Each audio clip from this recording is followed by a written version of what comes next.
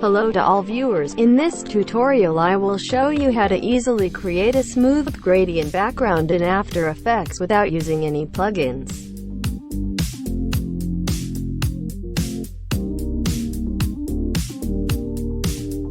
Please subscribe. Don't forget to like. Please write to me in the comments how many minutes do you think is the length of a suitable educational video.